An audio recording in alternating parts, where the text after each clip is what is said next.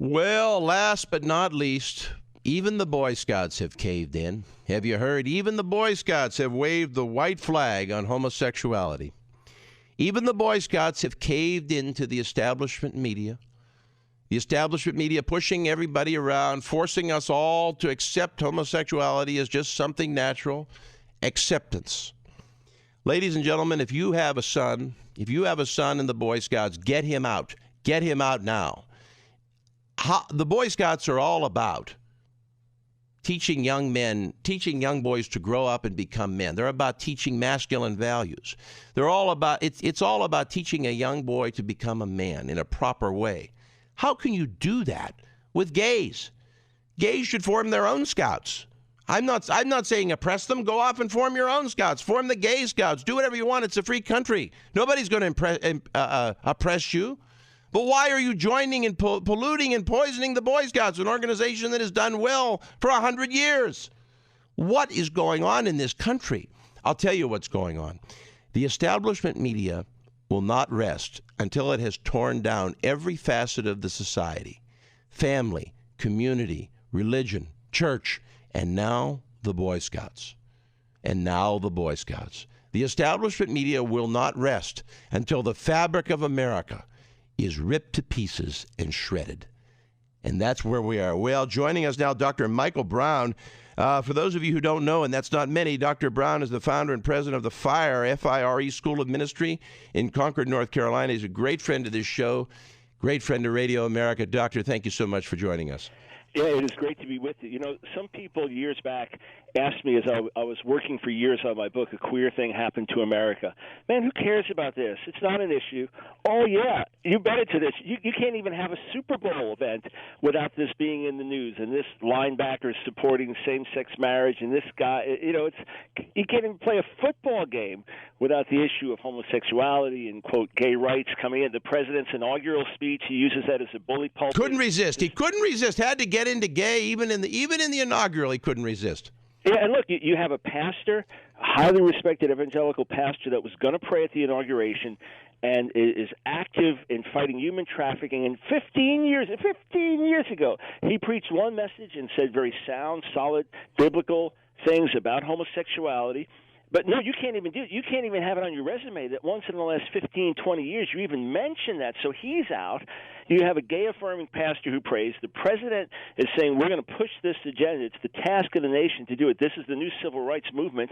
And now you have the Boy Scouts potentially caving in to gay bullying and well, join me. Let's join me in a call. You should join me. I know you will. Let's urge every mother in this country, get your boy out of the Boy Scouts. Let's make this organization cave. If they're going to bring gays into the Boy Scouts, then let's make sure we don't have any young men in there at all. Let's destroy that organization. Let's close it down and let's end this nonsense. Well, look, here's the thing. About 70% of the funding for the Boy Scouts comes from Christian organizations. And it's not a matter of discrimination. It's a matter of common sense and wisdom. Boy, they shouldn't, the Boy Scouts have certain values and certain things they do. And I wouldn't have a female scout leader for Boy Scouts. We know all the problems we're having in the public schools now with female teachers having sexual relations with teenage boys. You wouldn't put them in a situation where they're doing sleepovers. And it's a fact that gays have a much, much higher molestation rate of small children than straight people. Can you imagine the cases of molestation we will have in the Scouts with bringing in gays? Can you imagine the situation? 1,800, according to reports I've read, about 1,800 cases that the Boy Scouts tried to keep undercover of molestation issues already. If we haven't learned from the scandals in the Catholic Church with Catholic priests and altar boys and things like that, it's not to say, look, if 99% of homosexual men had no interest in teenage boys and little boys, 99%. What about the 1%? Isn't that enough of epidemic level? What about the role model? The Boy Scouts are going to watch this scout leader. This is going to be a role model. You say, but it discriminates against other boys that want to be in the Boy Scouts. Well, they can form their own organization. Form the Gay Scouts. It's a free society. You can do anything you want. There's no discrimination here. Yeah, here's the other thing. If a boy wants to be part of the Boy Scouts, he doesn't have to openly identify as gay. Why does he need to do it? If he does, there'll be consequences. Perhaps here's an 11, 12-year-old boy just understanding his own sexuality. His mom and dad are sending him away with other boys. Now another boy says, well, I'm gay. And I'm 12, and I'm kind of interested. I'm curious about your sexual development. Makes the other kid uncomfortable. It's not fair. Well, they convert. They're trained. What really gets me about the gay movement today is they train young members to convert others. It's like an extremist religion. It's almost like Islam. You're trained to do these conversions. I don't know what percentage of the society is naturally gay. I think it's very small. I think it's something like 1% or less. 1%. The physical aspect, the genetic aspect. But I think people, they do these conversions where I've seen it done. They will isolate the person and they tear them away from family and community and friends, and they say, don't talk to these people anymore. Now you just talk to us. Now you just talk to us. We'll tell you how you feel. We'll tell you what you believe. Well, here's what does happen. Let's say you've got a kid in the school who's 11, 12 years old, and he's a little confused about his sexual identity. And so he's a middle schooler, and he's wondering, am I attracted to other boys, or am I? And so they tell him yes. There's a gay-straight alliance in his school, and he can sit down with other kids, and they won't tell the parents at all. He can sit down with other middle schoolers. He can sit down with faculty, and they say, oh, look, I felt the same way when I was your age, and I turned out to be gay, and it's really all right.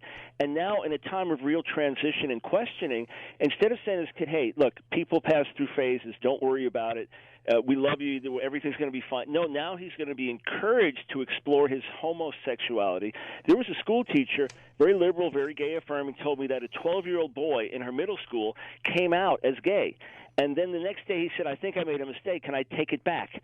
That's the type of impressionable kid we're dealing with in the Boy Scouts. But the basics, I agree entirely. The basics of the Boy Scouts is it's the ultimate essence of heterosexuality. It's all about taking a boy and making him into a man. That's not the gays have no appropriate place in a process like that. Yeah, and I'm sure you've got a gay guy that wants to be a scout leader that could do a great job in many, many ways. But if he openly identifies as homosexual, number one, he's already a role model that we differ with. He's already affirming something that we do not affirm. He's already making a statement about what marriage and family should be like, and we differ with that. And number two, you're setting yourself up for all kinds of trouble because you're going to have the percentage of people that there's a guy who's interested in this teenage boy or younger boy. It's going to happen, and if it happens with the complicity of the Boy Scouts, it's big trouble. So they have the chance to shut the door now and say no to gay bullying and no to corporate bullying. Otherwise, I would say it is the demise of the Boy Scouts as we know it. All right, Michael Brown, Dr. Brown, founder and president of the FIRE, F-I-R-E School of Ministry, Concord, New Hampshire. Doctor, if we're real lucky, we'll be able to have you back. Thank you so much for joining us. You are articulate as always. Well, that's another week of Behind the Curtain. Thank you so much. Without you, the listener, none of this is possible.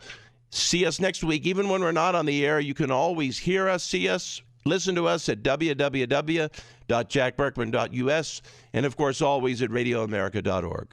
Thanks. See you next week.